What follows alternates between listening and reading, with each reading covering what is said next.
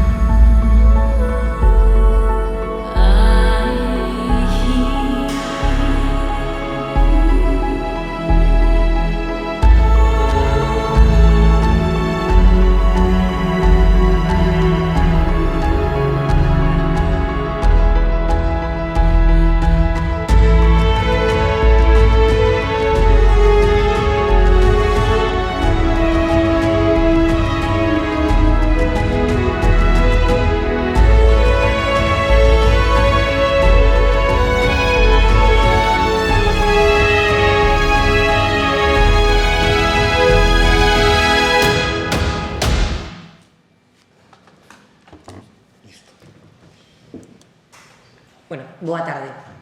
Hoxe é un placer ter con nós a Roberto Mera Covas, que nos ven a presentar, como xa vimos, a súa obra Alejandro Viana, un galego á fronte do rescate dos refuxiados republicanos. Roberto é licenciado en Dereito e en Ciencias Políticas e de Administración pola Universidade de Santiago de Compostela, é abogado e politicólogo e actualmente exerce o cargo de primeiro tenente de alcalde no seu municipio, en Ponteareas. Antes de escribir esta historia, publicara xa varios traballos ao respecto, un no ano 2002, titulado Alejandro Viana Esperón, un achegamento á súa biografía, e outro no ano 2016, Alejandro Viana Esperón, un galego á fronte da evacuación dos republicanos en Francia, 1939-1941. Así, Roberto leva 20 anos realizando unha exhaustiva investigación sobre a vida e labor do seu tío bisavó, o que propiciou este primeiro libro. Trátase dunha obra biográfica de don Alejandro Viana Esperón, coñecido xa como Schlinder galego, que dende 1936 ata principios máis ou menos dos anos 40 axudou a emprender unha nova vida, sobre todo en América, a preto de 17.000 republicanos españois exiliados e perseguidos pola represión franquista e o nazismo. Así, Roberto rescata do esquecemento a intensa odisea vivida por Viana, político republicano, natural de Ponteareas, home honrado e de palabra que dedicou firmemente unha parte da súa vida ao auxilio de milleiros de persoas e incluso conviviu con personalidades tan coñecidas como a Castelao, Osorio Tafal, Casares Quiroga.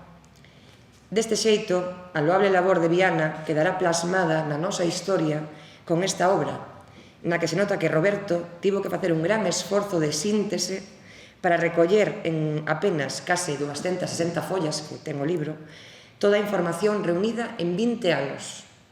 E os que quedan, porque de seguro darán para máis obras escritas con tanta dedicación e cariño como esta. Así que, por favor, Roberto, contanos como iniciaches esta tremenda aventura, o sea, fai 20 anos. Muchas grazas.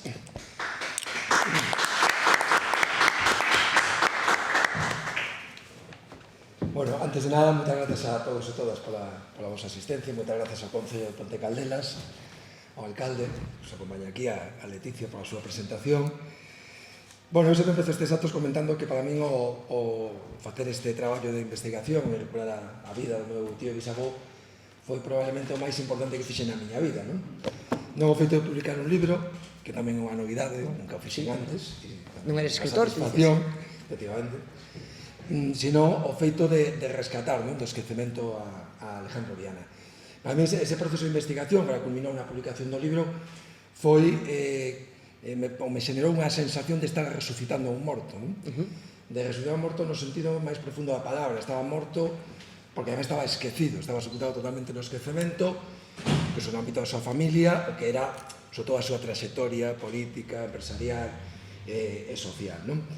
Eu, en realidade, sobre o meu tío bisavó, Alejandro Viana, escoitei falar xa dende moi neno, non? Cando eu iba a casa do meu avó, de pequeno, de vez en cando saía a colación o famoso tío Alejandro, que era o tío do meu avó, e se falaba del con moito cariño, era moi querido na familia, se falaba del de que fora deputado, entón era como un motivo de orgullo na familia, teníamos un parente deputado, e que morrera en México, pero máis nada que a iso.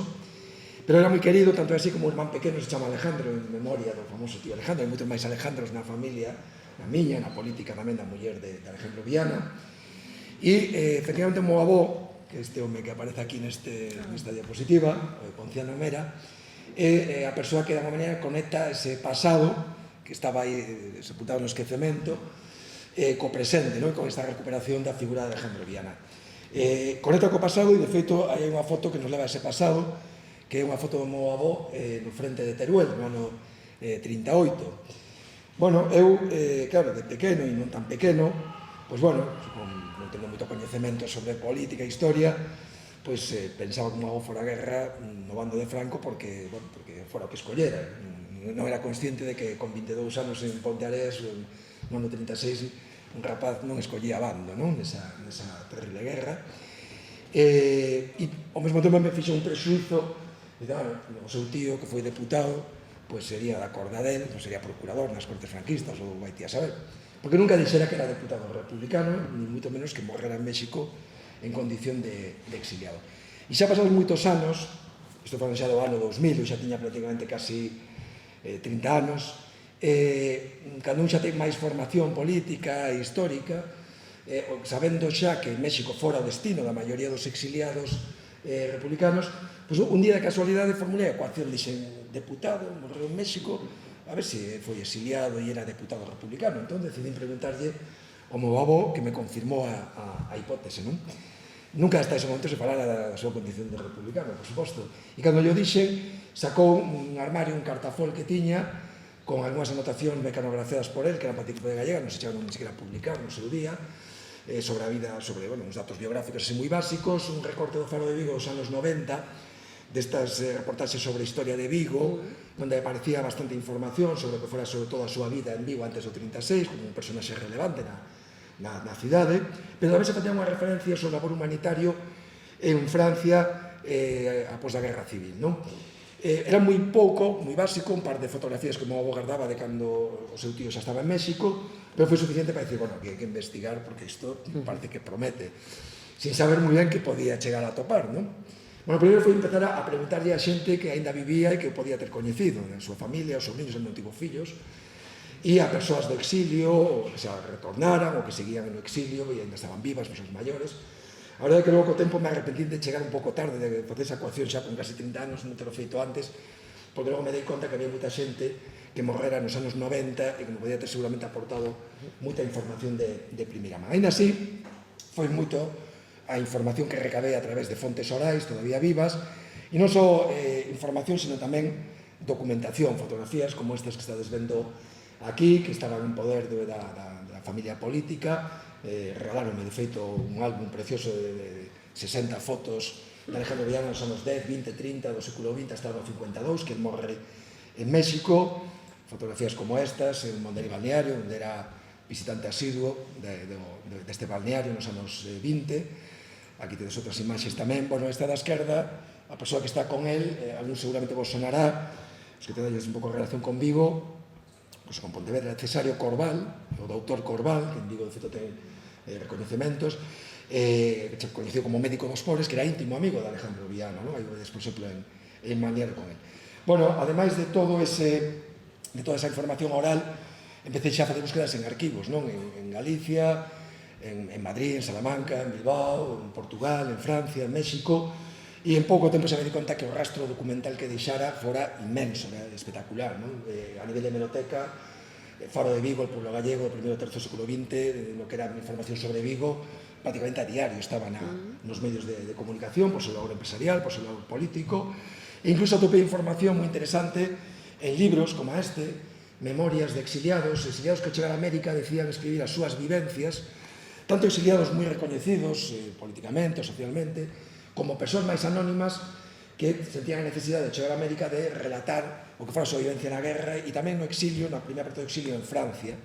E en moitos destes libros, moitos destes descatalogados na Biblioteca Nacional en Madrid, sin siquiera índice para buscando así un pouco tuntum, bueno, aparecían moitas veces referencias a Alejandro Viana de exiliados que coñeceran a Viana e que incluso saíran de Francia gracias a él. Por exemplo, este que aparece aquí a la esquerda, en exilio, López Barrante, este señor era o presidente do Banco Exterior de España, e nas súas memorias conta en concreto unha pasaxe moi importante que tamén se reflite no libro, nun momento moi dramático, que cando xa os alemanes entraron en Francia e están en Burdeos, e esa topa ali en Burdeos con Alejandro Viana, que lle consigue a pasaxe para escapar dende Burdeos, e donde pon incluso no libro a Viana falando en primeira persoa, relatando que Viana lle di, o que sinte Viana nese momento, que era algo que eu, de feito, no inicio da investigación, pois, era un punto escuro nese puzzle, no que se convertiu todo este traballo, onde iban aparecendo moitas pezas, pero a veces faltaban pezas que non sabía aún se ibas a conseguir atopalas algún día. E de repente te atopabas con iso, e de feito toda a información que teño sobre o que fai Viana en Burdeos é gracias a este libro, senón sería imposible saber que foi o que pasou aí nese momento. Bueno, todo isto, depois de 10 anos de investigación, pois deu lugar xa a, bueno, me levou xa a redactar un traballo biográfico, pero, bueno, máis ben académico, por dicirlo así, un traballo moi extenso. Este libro ten 260 páxinas. Se eu trasladara este libro neste formato, o traballo de investigación, estou falando de 1.400, 1.500 páxinas. Iso nos dá idea un pouco do que é a dimensión cuantitativa de información que hai sobre a súa vida. Teño milleiros e milleiros de documentos, correspondencia del que atopei nos arquivos do PNV na Fundación Saíno Arana en Bilbao, en arquivos oficiais do Estado, sobre todo correspondencia desa época en Francia. Bueno, como digo, tiña material, redactei todo ese traballo, iso me permitiu tamén darlle a coñecer o meu avó toda a súa vida do seu querido tío. O meu avó viviu hasta os 101 anos con moita lucidez hasta 2013, por lo tanto, puido coñecer todo isto non o libro, pero polo menos toda a historia do seu tío. E a partir de aí, evidentemente, había necesidade de popularizar e dar a coñecer a figura de Alejandro Viana, que non quedara simplemente nun traballo de investigación e no ámbito puramente familiar. Bueno, o feito de que xa redactar ese traballo que dice que a investigación rematase, moito menos. A investigación continuou e continúa, e eu creo que vai continuar toda a vida, porque siguen aparecendo datos, informacións, en boa medida por todos os avances técnicos que ten habido nos últimos anos, que permiten que moitos arquivos estén digitalizando os seus fondos. Antes os investigadores teníamos que ir presencialmente, buscar de acordo cos índices, un pouco así, non digo a cegas, pero bueno, ten xa certas pistas que che podían indicar que aí podía haber algo. Hoxe en día, coa digitalización, permite cousas como o que me aconteceu non hai moitos anos, que facendo búsquedas que fago periódicamente por internet, con o nome de Alejandro Viana, de repente atopo unhas 30 cartas de Alejandro Viana a Bernardino Machado. Bernardino Machado fora o presidente da República Portuguesa, que se exilia a Galicia nos anos 20, cando empeza a ditadura de Salazar, e estas cartas me permiten descubrir que Viana era o anfitrión de Bernardino Machado aquí en Galicia, que incluso era quen se encargaba de comprarlle zapatos para as súas fillas, con estas cartas, e que Viana pagaba pensión de exiliados portugueses que estaban residindo en Vigo, con o seu peto, etc. A mí nunca se me teria ocurrido ir a Portugal, a Fundación Mario Soares, ao arquivo Bernardino Machado, a buscar nada sobre Viana, porque non tiña nin a máis mínima pista, nin máis mínimo indicio de que Viana tevera relación con este home. O feito de que digitalizaran, colgaran isto en internet poñendo cartas de Alejandro Viana, me permitiu de repente descubrilas unha nova peza que eu non botaba en falta no puzzle, pero que ao final enriqueceu máis toda esa biografía. Bueno, dicía que había que entón escribir un libro. E escribir un libro tiña, ou supuña afrontar varios retos complicados a priori. O primeiro era resumir, porque claro, eu lógicamente non quería publicar un libro de 1500 páxinas, nin de 800, nin de 500, porque total, ao final, para que cho compren 4 amigos, o poñan nunha estantería, e se lega as primeiras 20 páxinas, pois xa podes dar gracias, eso non era o que interesaba, e menos cando era unha historia potente, unha historia moi interesante, épica, non casi de película. Entón, había que resumir. Claro, resumir, bueno, a mí xa, para empezar, se me dá moi ben, espero xe non dar exemplo, pero me costa bastante. Pero neste caso, costaba moito máis, porque recortar, pois claro, era por un lado, privar a xente de saber cousas que a mí me parecen todas importantes. Entón, que recortabas e como facías para reducilo drásticamente. Bueno, unha forma foi reducir o libro a unha parte pequena da súa vida, que é o 36 en adiante, e todo o 36 se resume nas 2 primeiras páxinas para contextualizar o lector sobre quen é Alejandro Viana cando se produce o golpe de Estado, non?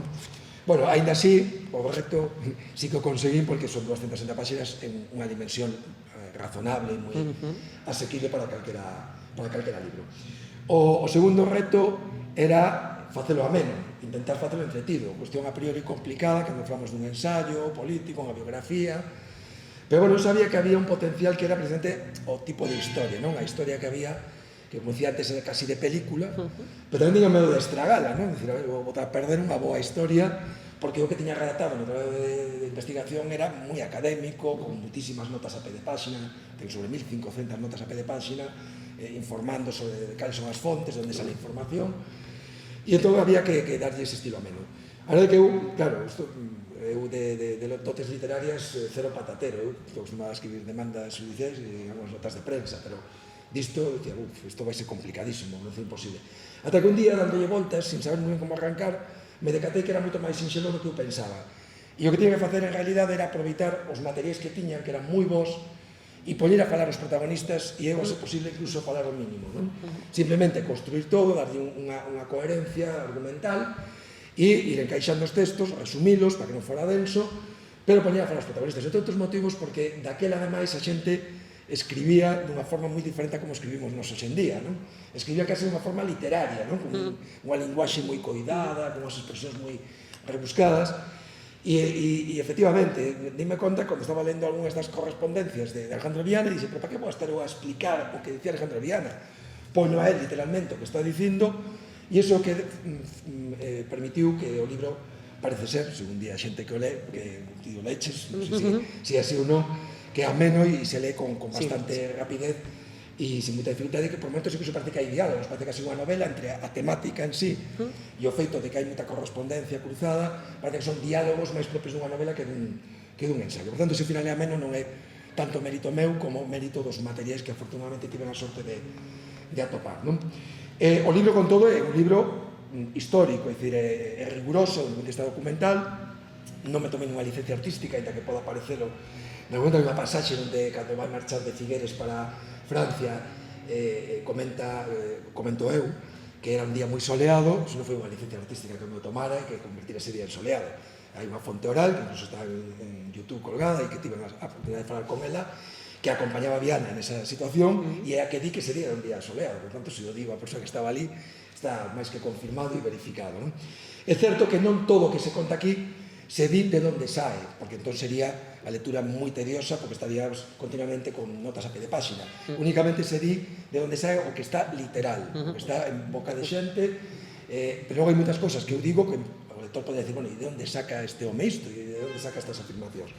Bueno, o tema de resumir, que implicaba privar a xente e a outros investigadores de información, e que o libro tamén non faga referencia a moitas fontes documentais que poden poñer en dúda o mellor de onde salen certas afirmacións, resolvímoslo dunha forma bastante práctica, que foi con esta páxina web, alejandroviana.gal, unha páxina moi modesta, pero moi práctica para o objetivo que persigue, que é precisamente facer compatible unha cousa coa outra. Aquí vai estar en breve disponible para todo o mundo, e sobre todo para investigadores que, como no meu caso, si agradecemos eses tochos de 500 páxinas para poñer a topas cousas que te interesan. Vai estar disponible o traballo completo de investigación, aquí están todas as fotografías que conseguimos atopar ata hoxe, que tamén poden permitir que haxa xente que me identifique persoas que eu non coñezo, que saen en imaxes con Alejandro Viana, e, por tanto, bueno, desta maneira facemos compatibles as cousas. E, por último, o terceiro reto era topar quen publicara o libro tamén, claro, non iso querer. e afortunadamente tiven a sorte de que Ediciones Pelagua Ediciones asumiu o proxecto con total entusiasmo e ademais, sin ser moi entendido na materia, eu por moi contento, traballo un produto bastante bonito, está ben maquetado, está feito con moito esmero, con moito cuidado, non? Bueno, dicía antes que o libro empeza no ano 36. Claro, no ano 36 Alejandro Viana xa tiña casi 60 anos, o sea, non era un rapaz, xa tiña toda unha vida percorrida e a máis importante e intensa. Dicía antes que no libro se contextualiza quen era Viana na primeira páxina e media, nada máis, con datos así moi básicos e dos máis relevantes, non?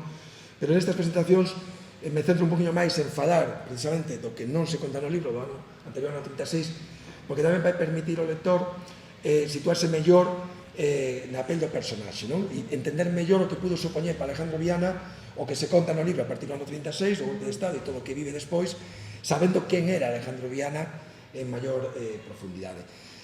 Antes comentaba que, bueno, Viana naceu en Ponteareas, xa comentou antes da Leticia, en 1877, naceu nunha familia moi humilde, pero moi pronto se foi para Vigo, mandaron para Vigo a traballar, entre outras cousas, isto son moitas cousas que me contaba mo avó, porque se acordaba, porque mo avó tratou moito a nai de Alejandro Viana, que era a súa aboa, porque o rapaz destacaba, non? Non tiña formación, pero miraban que tiña aptitudes e capacidades, e o mandan para Vigo a uns negocios de familias ponteareas moi adiñeiradas que estaban en Vigo, os Arbones, os Garra Castellanzuelo, bueno, xente así de Gran Ciabolengo, moi acomodados económicamente na cidade, e vai para ali a traballar de dependente. Pero rapidamente se vai formando, isto tamén sabemos gracias aos ecos de sociedade do Faro de Vigo, daquela época onde se contaban estas cousas, que se estivo estudando no círculo mercantil, cuestións de contabilidade, mercantís, etc. E moi pronto, pois xa empeza a traballar como xerente, con 22 anos, desta empresa, Jimeno e compañía, que vai marcar en boa medida o seu futuro e a súa vida. Unha empresa na que ele acaba sendo un pouco anos xa tamén un dos 4 socios, primeiro é xerente con 22 anos e un pouco tempo xa se converte en socio.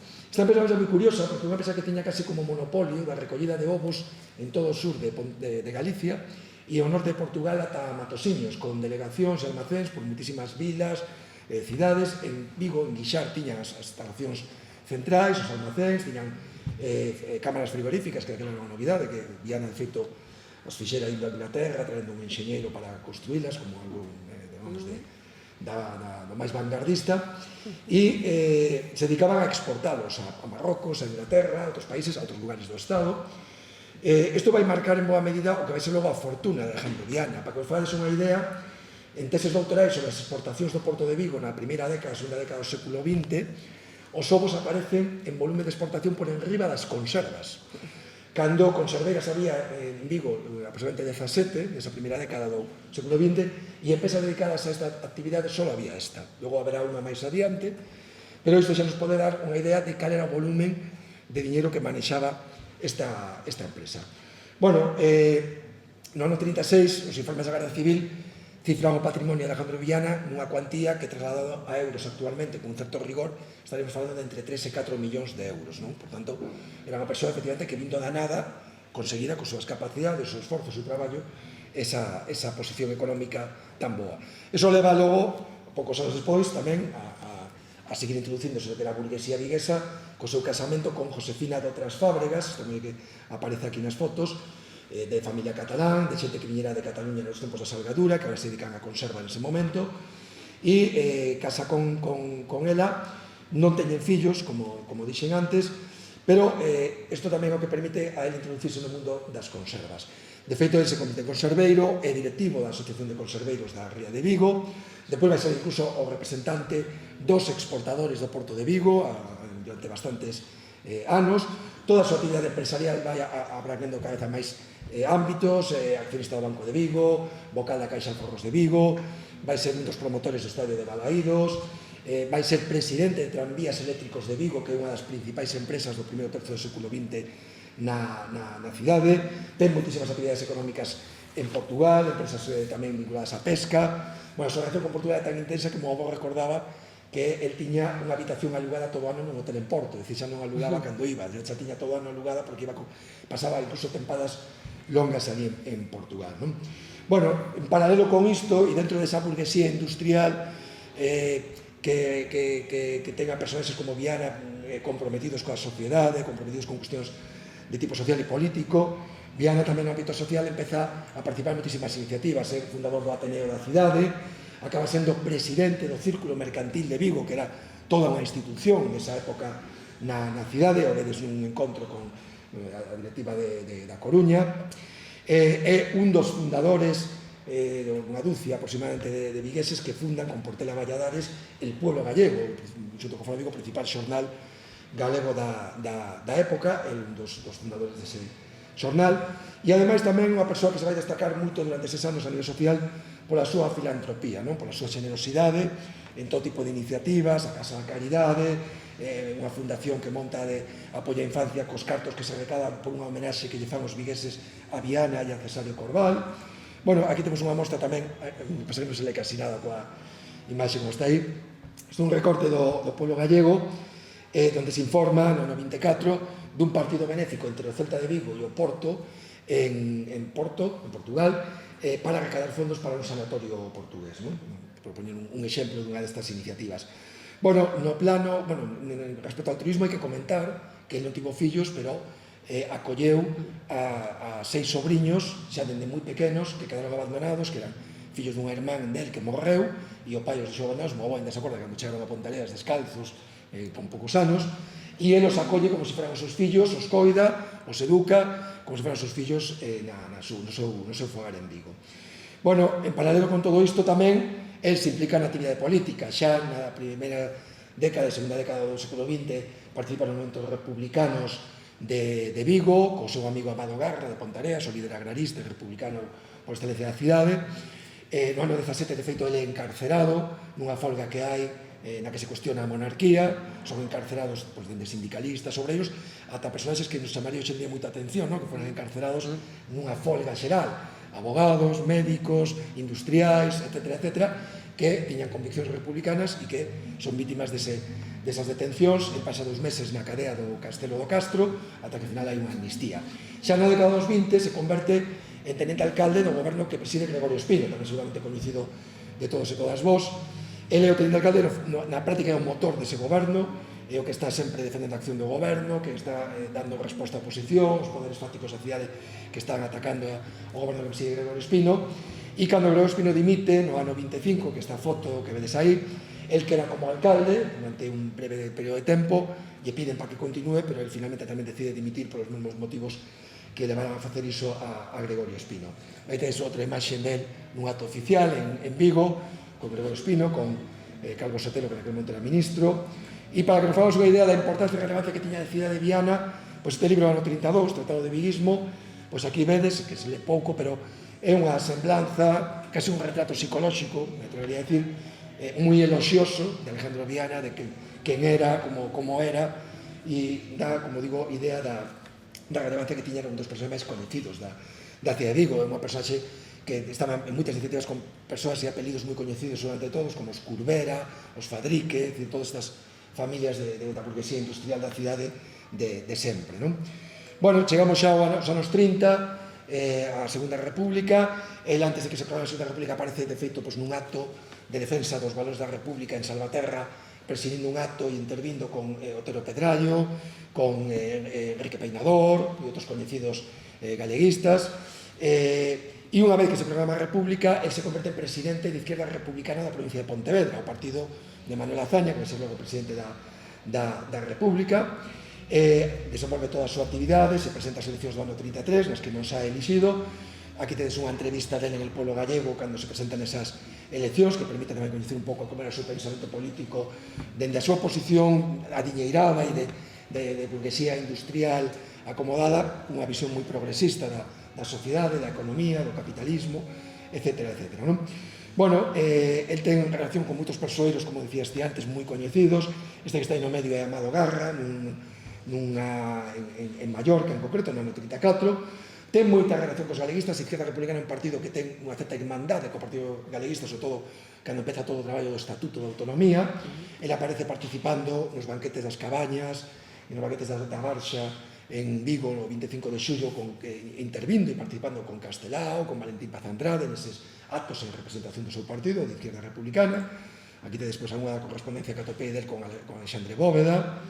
Esta é unha carta de Alexandre Bóveda a él en relación coa campaña electoral do ano 33, e chegamos xa ao ano 36, febrero 36, onde se celebran as eleccións as Cortes Xerais.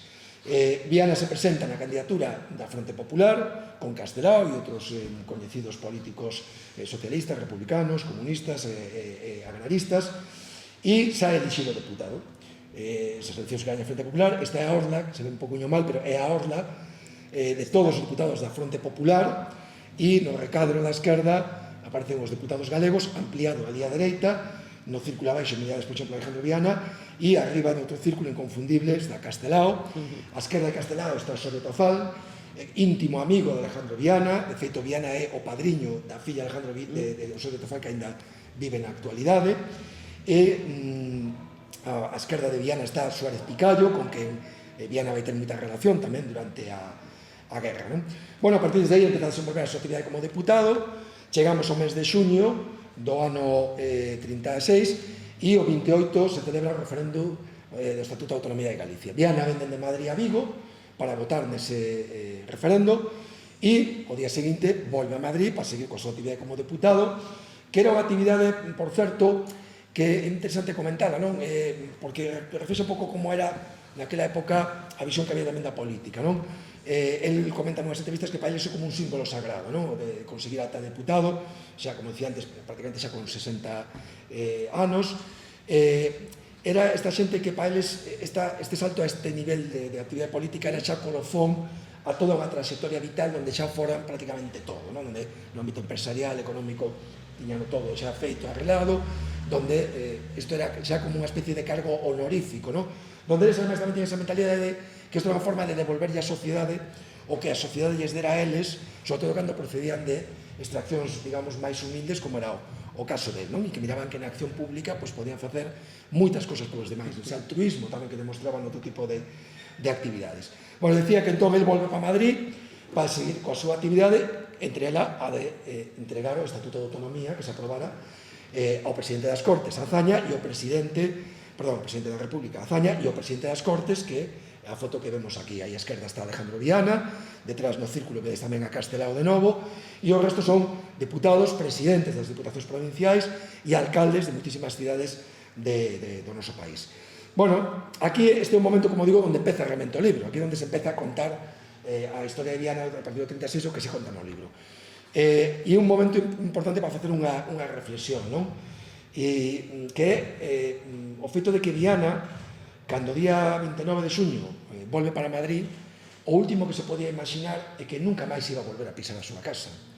O último que se podía imaginar cando marcha para Madrid é que nunca máis iba a volver a ver a súa cidade de adopción e o seu pobo natal, que nunca máis iba a volver a ver a mirande parte da súa familia, os seus sobrinhos, que nunca máis iba a volver a ver a moitos amigos, a moitas amizades, que moitos deles incluso na semana seguinte, meses seguintes, iban a morrer asesinados, paseados, que moitos destas persoas que saen aquí con él colleron o tren esa noite de regreso a Galicia e atoparon a súa morte.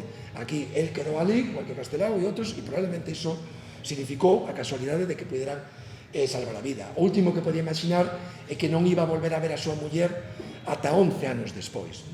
Entón, isto permite entender mellor o que pode supoñer para unha persoa como a él, con toda esa trayectoria vital que tiña, o que vai acontecer e o que se conta no libro a partir do ano 36. E ademais con un dato engadido que nos non temos agora, que é a incertidume. Nos ahora sabemos como acabou a historia. Sabemos que dentro do que cabe acabou bastante ben, dentro do que podía ter pasado.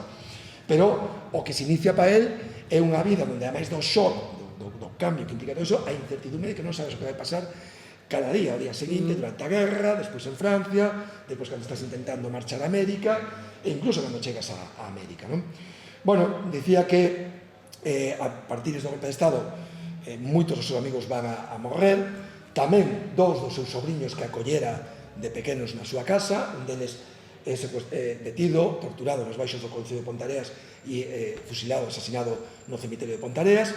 Outro sobrinho que era médico municipal en Tomiño e que residía en León se alista ao exército republicano como tenente médico e morre en combate no mes de setembro en Toledo. El queda de feito a cargo dos seus dous fillos que quedan orfos, porque a nai xa morrera, formalmente porque ele está en zona ocupada, pero para efectos dun subsidio da República para poder intentar axudalos económicamente.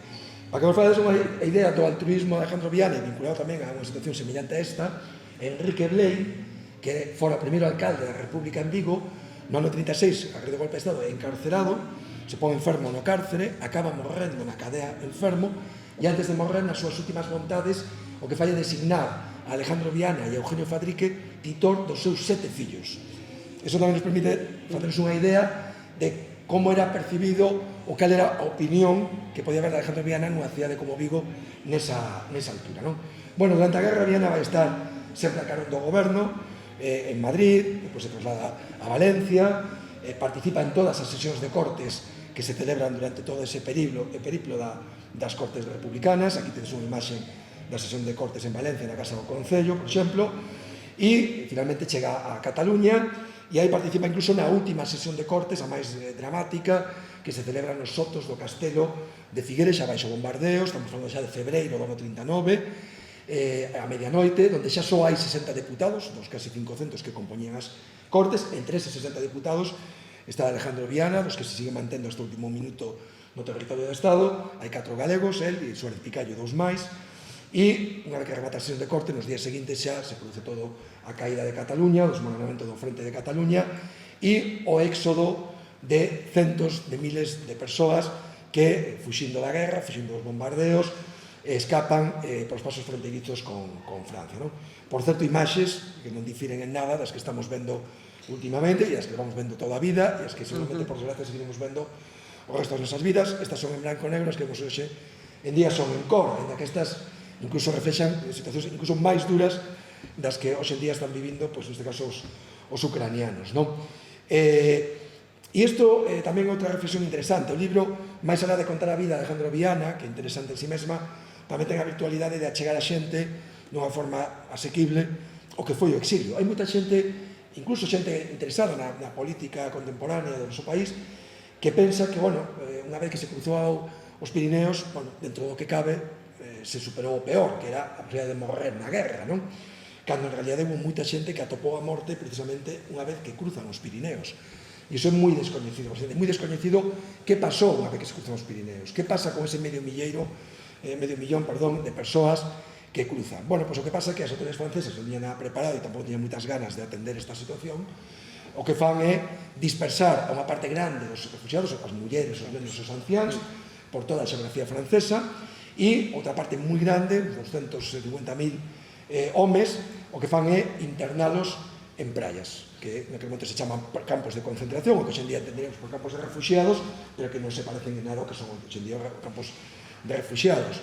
Praias como esta que vedes aquí, a praia de Argelès-sur-Mer, con alambradas simplemente, sin ningún tipo de cobixo durante as primeiras semanas, onde teñen que facer buracos para protexerse das inclemencias do tempo nun inverno moi duro, como foi o 39, incluso no Mediterráneo francés, donde vedes aquí 90.000 persoas. Imaginaos o que son 90.000 persoas metidas colo puesto nunhas praias nestas condicións absolutamente infrahumanas, donde moitos van a morrer por esas condicións infrahumanas que teñen que soportar durante as semanas seguintes e durante os meses. Hai moitos que pasaron meses, incluso varios anos, nestes campos de concentración, nestas praias. Aquí vedes imaxes que dan boa fe do que iso significou.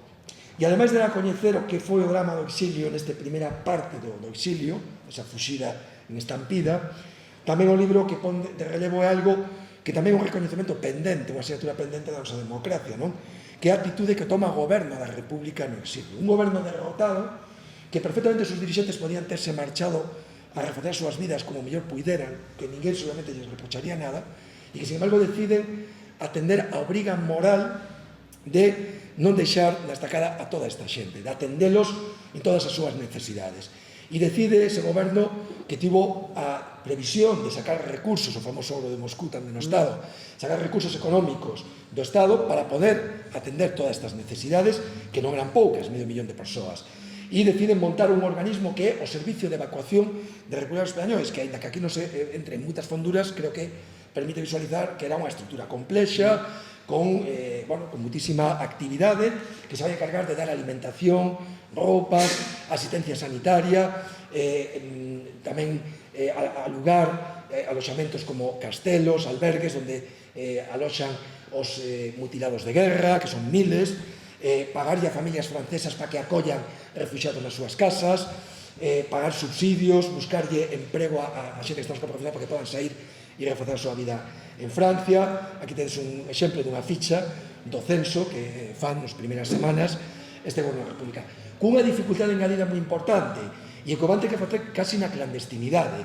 Por qué? Porque Francia, a finais de febreiro, recoñece xa o goberno franquista, antes de acabar a guerra, e iso significa que hai un cambio xa no que é a representación diplomática, os diplomáticos republicanos deixan de selo e automáticamente quedan sustituídos por diplomáticos nomeados polo goberno franquista. Non teñen xa ningún tipo de reconocimiento oficial, teñen que actuar casi na clandestinidade, non poden ter contas bancarias, hai acordos entre Francia e Franco de devolver todo o que Francia poda recuperar de patrimonio sacado dende o Estado polo goberno da República, e, por tanto, teñen que montar mecanismos de enxeñería financiera, un trust en Suiza, toda unha serie de mecanismos para poder manexar eses fondos con ese destino humanitario sin que podan sufrir esas represalias. Afortunadamente, tamén teñen o amparo do goberno mexicano, que é o único goberno que está en todas as circunstancias, tanto durante a guerra como neste momento, donde lle dan un certo amparo legal a súa actividade en París e en Francia. Bueno, no marco desta actividade, desta reacción do goberno republicano, é onde se enmarca tamén o que fai Alejandro Viana. Viana, con 60 e algo anos xa, que tiña a salvo a maior parte do seu patrimonio, porque tiña moitos recursos fora do Estado e o sacou a tempo, evidentemente, tiña dous sobrinhos, aqueles que coidara en México xa exiliados, se podía ter marchado perfectamente a México a refacer a súa vida, unha vez que a guerra rematara, ninguén lle iba a reprochar nada, e, sin embargo, decide quedarse e atender a petición que lle fai este servicio, que inicialmente vai estar dirixido por Osorio Tafal, e el se pon ao frente da sección de emigración, que é a que en particular se vai encargar de organizar embarques colectivos marítimos para intentar ir sacando o máximo de refugiados posibles cara a América, onde poden refacer moito mellor a súa vida. Alejandro Viana pon en marcha, xunto con outros funcionarios deste servicio, barcos tan coñecidos no mundo do exilio como o Mexic, como o Ipanema, onde marchou, por exemplo, Florencio Delgado Gurriarán, que se dedicou este ano ao Día de Traballadores, e outros moitos intelectuais e políticos reconhecidos, o barco Sinaya, o Winnipeg, un barco que parte dende Burdeos. Neste embarque, Viana está no porto de Burdeos acompañado de Pablo Neruda, o poeta chileno que está en París como cónsul especial do goberno para este flete con destino a Chile, que vai levar a máis de 2000 refugiados a este país. Bueno, aí vedes nestas imaxes ese recoñecemento que os exiliados facían, lóxicamente, a México, ao seu presidente, a Lázaro Cárdenas, que debería ter monumentos en todas as cidades do noso país. Aquí tedes unha imaxe de presidente de México, con nenos que foron xa evacuados durante a guerra e foron acollidos e refuxaron a súa vida neste país centroamericano. Bueno, chegamos xa a xuño do ano 40, os nazis xa entran en Francia, ocupan París. 2 días antes de que entren en París, Viana escapa hacia Burdeos xunto con milleiros de parisinos, xunto con tamén uns republicanos que aínda quedaban na capital francesa, e en Burdeos aínda vai conseguir levar adiante un último embarque de 500 pasaxeiros, o barco Cuba, e tamén se encarga de organizar o aloxamento de 15 dirigentes republicanos, entre esos o presidente do goberno republicano, Juan Negrín, Casares Quiroga, o republicano coruñés tamén moi amigo de Alejandro Viana. El facilita o aloxamento, sabémoslo por ese libro de memorias de López Barrantes, e eses 15 dirigentes consiguen escapar escondidos nun barco cargoeiro grego, toda unha odisea, con identidade falsa, destino a Londres. Viana eses días manda unha postal a súa irmán en Pontareas, que está co cuño da censura militar. Non dicía casi nada, que estaba sin novedade, pero dicía moito, porque dicía que estaba en Burdeos, porque era unha postal cunha fonte de Burdeos, etc. Eu, a verdade, cando mirei que marchaban e el non marchaba ni nun barco ni noutro, ao principio non entendía, dicía, pero por que se queda en Burdeos nesa situación? Xa hai bombardeos dos nazis sobre a cidade de Burdeos. E, bueno, depois de un tempo, tiven a sorte de que se publica un libro con toda a correspondencia do embaixador de México nesas datas en Francia, donde aparece unha carta de Alejandro Viana dirixida ao embaixador un tempo despois, donde conta por que se quedou. E o motivo que dá é moi sinxelo. Di que se quedou, e digo literalmente, porque consideraba que a súa obriga moral era seguir atendendo moral e materialmente os refugiados que aínda permanecían en Francia. O sea, aplica esa máxima de que o capitán é o último en abandonar o barco, non? E se queda ali sabendo que vai poñer en risco a súa vida e que probablemente vai ter poucas posibilidades de axudar a ninguén. E efectivamente vai ser así porque, como sabedes, na semana seguinte xa se produce a ocupación de Burdeos e de toda Francia, unha parte de Francia por parte dos alemáns, hai xa o armisticio cos franceses, xa os franquistas teñen todas as complicidades necesarias para empezar a aplicar a vinganza desexada e empezan os secuestros. Aí cando secuestran o presidente da Generalitat de Cataluña, con Paris, a Fernández Vega, o doctor Fernández Vega de Pontareas, amigo de Viana, que está aí con él, que fora gobernador civil de Málaga, que é secuestrado, entregado ao goberno franquista e fusilado no ano 42, e Alejandro Viana tamén é víctima dun intento de secuestro. O mesmo conta nesa correspondencia, donde afortunadamente recibe unha confidencia e esa noite marchan do piso que comparte con varios políticos máis e se esconden en diferentes hotéis. O día seguinte mandan a unha muller que vivía con eles a ver que pasara, e o que pasa é que a Gestapo a detén e a encarcela, e eles o que fan é escapar como poden. Viana cruza Francia con un pastor Candeira, un pontereán que o acompaña sempre, que tamén é funcionario deste servicio, cruza Francia de oeste a leste ata este pobo pequeno que está preto da fronteira con Suiza, la Dolbés, onde queda escondido durante meses a espera de ver se os mexicanos lle poden dar unha saída a través dun barco. En novembro hai a expectativa de conseguir un barco neste pobo, Sanary-sur-Mer, ao lado de Marsella. Ao final se frustra pola intervención da Gestapo e da Falange, pero finalmente en xaneiro do 41, afortunadamente, consiguen 200 republicanos, entre eles Viana, embarcar neste buque, o Alsina, donde van centos de xudeos, de austríacos, checos que escapan da barbarie nazi e consiguen, como digo, embarcar e sair, incluso sorteando os controis na escalería de embarque da Gestapo e da Falange, que aí sí que é unha peza que non creo que vou a topar para saber como fixo para eludir a... Temos a nosa teoría que se explica no libro de como pensamos que fixo para pasar desapercibido, porque a veces había un especial interese e estaba pedida a extradición dela, ademais, e había un especial interese por deteros que manexaran o diñeiro do SERE, non? E ele consigue subir e sair. Hai outros que non lles deixan subir, que de feito son detidos, non son extraditados, afortunadamente, grazas tamén á protección de México, pero bueno. E este viaxe, que tiña que ser unha viaxe que en 20 días o levara a Buenos Aires, se acaba convertindo, como se dunha maldición se tratara, nunha nova odisea. Unha nova odisea de meses por África, chegan a Dakar, fan a primeira escala en Dakar, na capital de Senegal, e de repente se encontran imposibilitados de cruzar o Atlántico porque non teñen o permiso dos ingleses para cruzar o Atlántico, o barco de bandeira francesa, un país que está ocupado por Alemania, e non teñen ese permiso. Se o fan, se arriscan a que se xan afundidos. Non sería o primeiro caso de un barco de pasaxeros que ha fundido durante a Guerra Mundial. Se ten que dar vivindo dentro do barco no porto de Dakar, en condicións durísimas, con un clima complicado, problemas sanitarios, e aí Viana vai volver a ter a oportunidade de novo de facer o seu traballo humanitario, porque consigue recibir 100.000 francos do goberno republicano dende Londres, que sabedes como lle chegaría naquela época, que non había os medios que hai hoxe en día, e en plena guerra, pero consigue repartir eses 100.000 francos entre todos os pasaxeiros españois para que podan subsistir durante eses meses duros que teñen que afrontar. Son devoltos despois a Casablanca, que é un protectorado francés, co risco de que poden ser devoltos a España. Hai presións dos franquistas, de feito, con esa línea.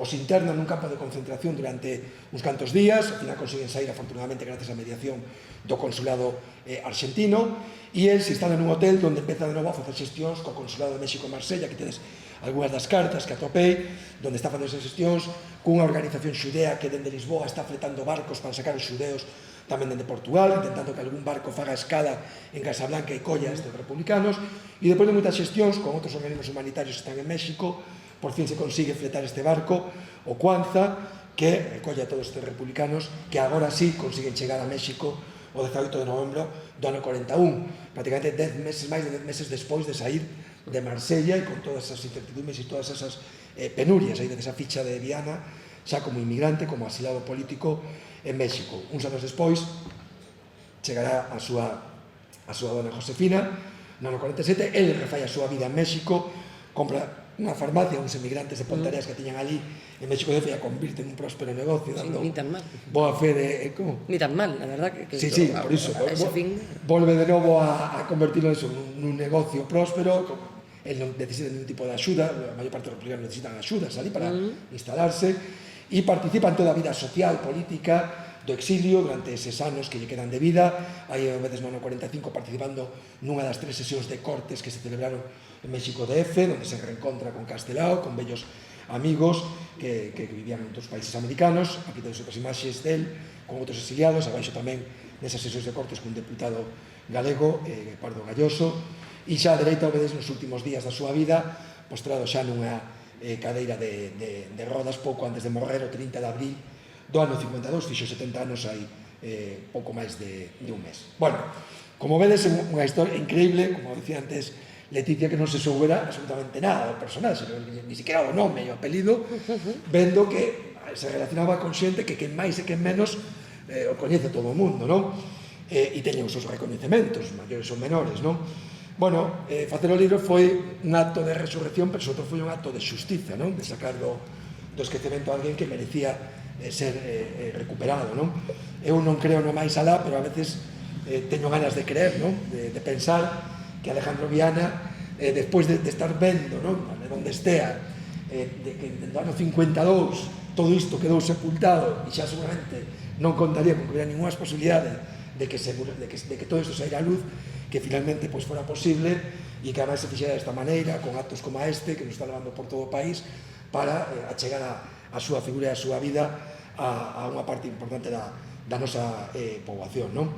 Isto tamén o que dá fe é da anomalía do que foi o paso da ditadura da democracia, de que non se fixera no seu momento este traballo de recuperación e de restauración da memoria e de facer xustiza con persoas como Alejandro Viana. Tamén dá fe do que tiñamos no noso país antes do 36, porque moitas veces escoitamos esa cantinela de que aquí nunca hubo unha burguesía comprometida co país, coa xente, tal. Non, claro que había. O que pasa que eliminaron, desapareceu por completo. Que sería este país se xente como Alejandro Viana, como Soledad Azar, como tantos e tantos outros puderan ter continuado a súa vida aquí e puderan ter deixado o seu legado con absoluta normalidade, non? Teríamos un país seguramente moi diferente do que temos hoxe en día, non? Antes comentaba Leticia o do Schindler, non? É unha cosa moi comercial, non? As comparacións, bueno, habería moito que matizar nesa comparación. Hai un historiador que me di con moita gracia que en realidade iso é incorrecto, máis ben Schindler sería o Alejandro Viana alemán, ainda que non fora máis que por razóns cronolóxicas, non? Hai outros Schindler, se buscades en internet, o Schindler portugués, Aristides Sousa, que foi cónsul en Burdeos nestas mesmas datas, que saca moitos xudeos con visados, o Schindler mexicano, Gilberto Bosques, cónsul en Marsella, con quen Viana ten moito trato nesas xestións para fretar un barco dende Casablanca, que son moi reconhecidos os países, que son países aos que isto lle tocou tangencialmente, pero que se buscades teñen muitísimas publicacións, homenaxes, recoñecementos, museos, etc. etc. Bueno, aquí Alejandro Viana, además de ser descoñecido, non ten ningún recoñecemento, nin siquiera en Vigo, nin en Pontevedra. Agora gustaremos que remediado, obviamente, ainda que poda haber conflito de intereses, non?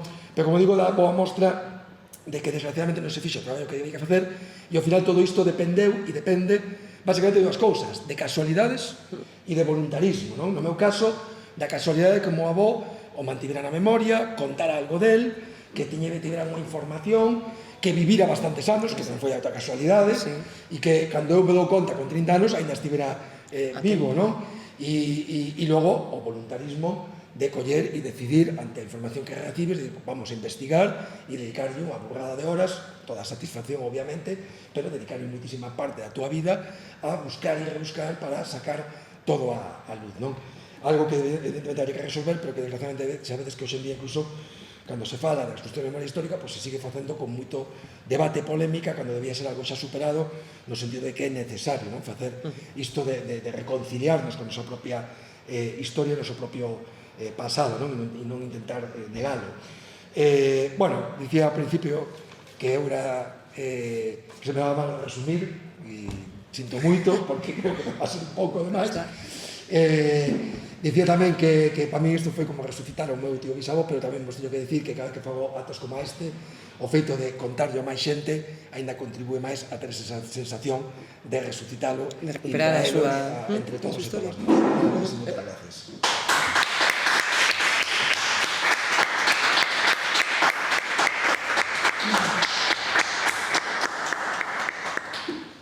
Bueno, creo que foi un resumen perfecto. Bueno, é certo, non fixen spoiler do libro, hai moitas cousas que non contei, Ainda hai cousas onde agora xa non me falta que lea o libro porque xa me contou todo. No, pero está moi ben. Hai moitas cousas que pode dar Leticia Sí. de que eu non contei e tamén son moi interesantes, verdad? Aparte está moi ben, porque o repaso que faz unha vez lees o libro, que decíamos ao principio, que mellor hai tanta información e tanto dato no libro que a veces perdeste un pouquiño, porque dices, ui, en plan, onde vou? Pero agora coa túa síntese, ese repaso todo, é un complemento perfecto para a lectura. Sí, este repaso que fixeches, vamos, estupendo.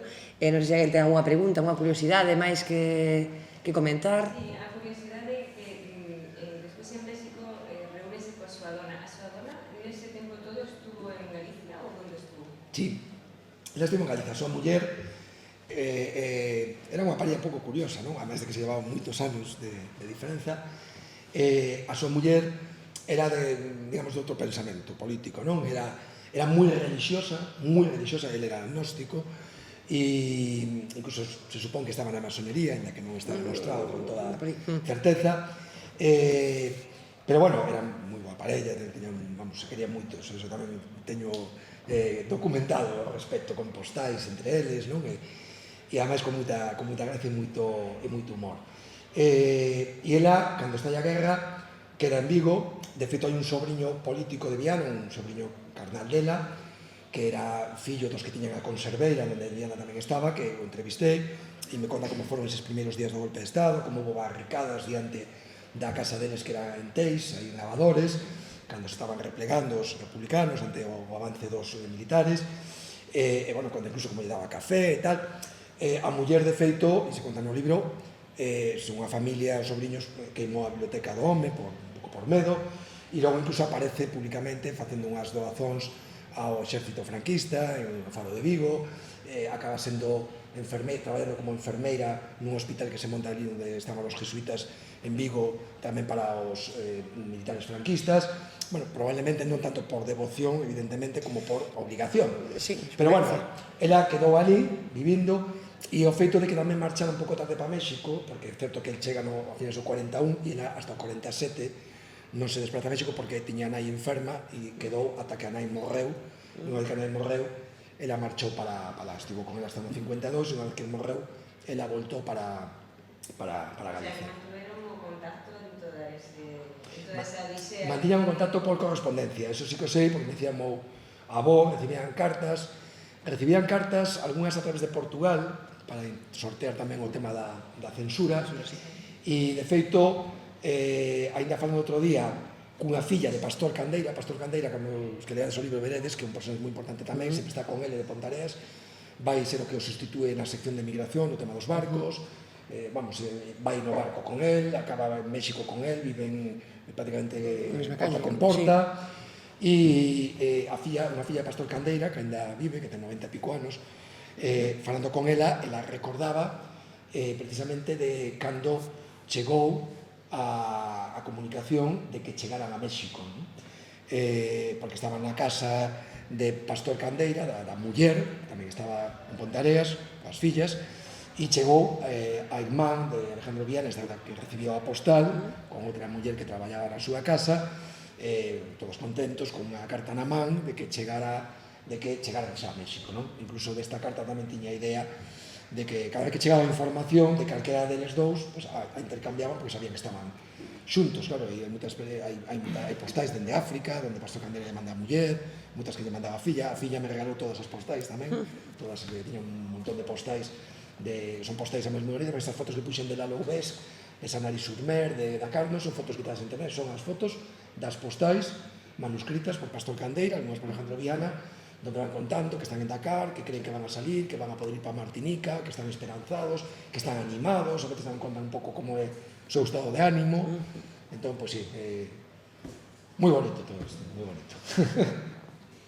A segunda pregunta xa me contestaste que era como sortearon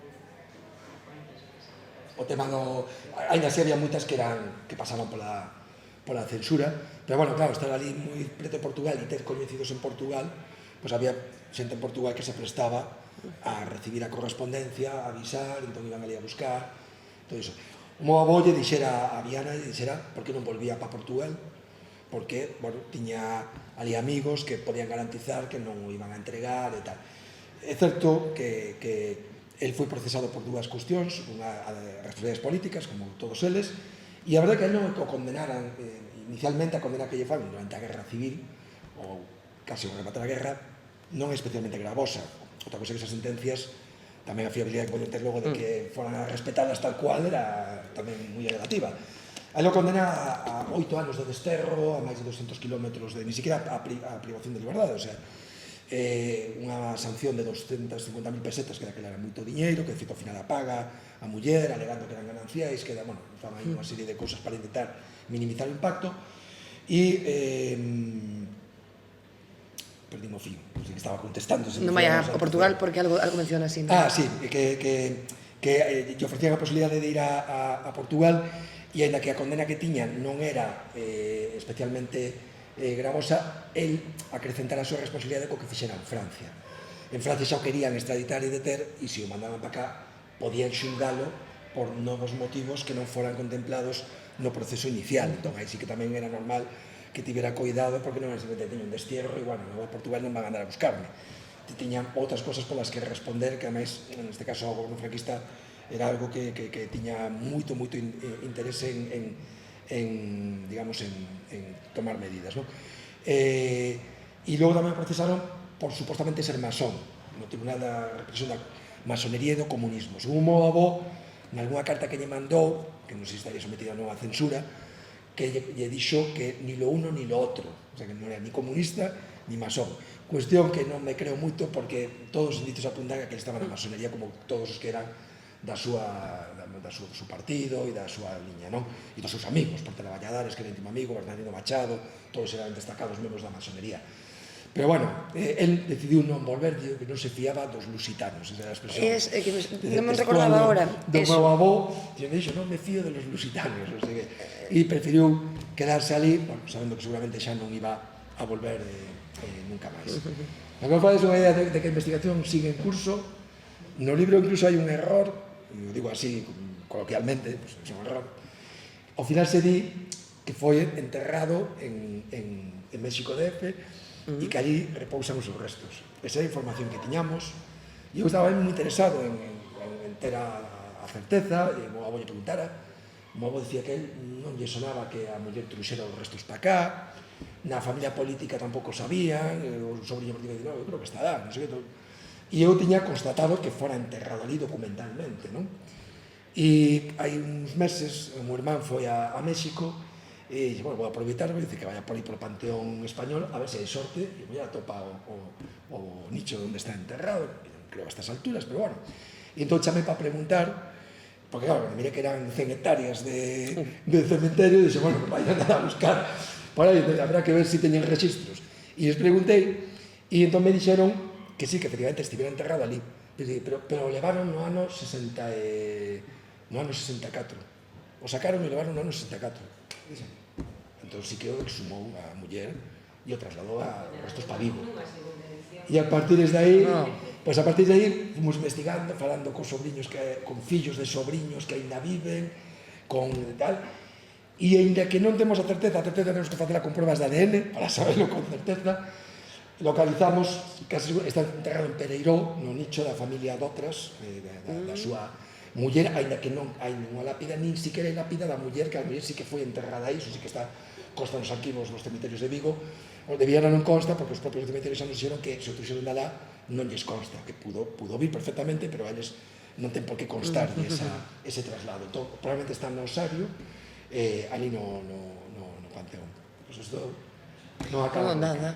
E parte a historia da muller que comentas que polo que xe foi polo camiño opuesto, entón tamén, porque casi non se menciona moito sobre ela, non se fala moito, non dá, pero tamén hai aí outro fío, esa historia de ella aquí sola, o sea, e la vía franquista, porque por supervivencia ou por convicción. No, ela non era... Porque casi non se... No, a súa familia era conservadora, non quere dicir que fora partidario, e menos nestas circunstancias e con todo o que pasou, non? Non estaban de acordo, evidentemente, co cariz que toman ao final as cousas, non? E ela, bueno, simplemente era política, non era tampouco que tivera, eso sí, era moi religiosa, incluso postais moi simpáticas dos anos 20. De todas formas, sí que hai un fío, porque a imaginación é libre, Eu, se fora a muller de Diana, evidentemente escollería esa guía, porque era a única guía que podría axudar. Claro. Si me descubro en favor do seu pensamento, posiblemente non fose unha vía de axuda. No, claro. Xa digo, a imaginación... Sí, no. Sí. E ademais, de feito, eles non sufriron ningún tipo de represalias, nada. Con todo, hai unha cousa que é certa, claro. Os franquistas tamén distinguían nos seus adversarios, non? Eran os revolucionarios, claro, Viana non era prototipo de revolucionario nese momento, nese contexto político, non? Entón é curioso porque nos informes da Garda Civil, cando procesan por o tema do comunismo e da masonería, dicen, observó buena conducta moral, no así la religiosa. Sí, es verdad. Entón, claro, o sea, viñan a decir, bueno, era un tío respetable, o sea, non era un, vale, era esquerdista ou era tal, pero bueno, buena conducta moral, o sea, eso... Gustabelles, sí. Entón, bueno, ainda lle daban un certo reconhecemento e certo respeto, non? Entón, bueno, nese sentido, pois, ela fixo o que tiña que facer nesas circunstancias para non sufrir tampouco represalias e é comprensible, normalmente, claro. Bueno, pois nada máis. Ahora ler o libro. Moitas gracias a todos e todas. E se alguén que queda, escribo que o libro.